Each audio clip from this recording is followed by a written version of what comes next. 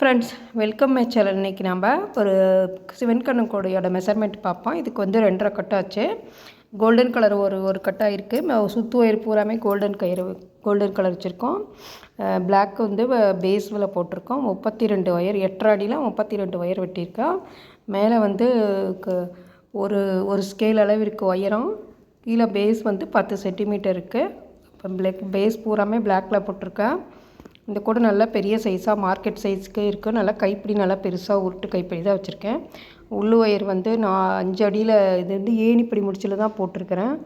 உள்ளு ஒயர் வந்து 5 அடியில் 2 ஒயர் வச்சுருக்கேன். 4 ஒயர் வச்சுருக்கேன். வெளி ஒயர் வந்து 10 அடியில் 2 ஒயர் வச்சுருக்கேன்.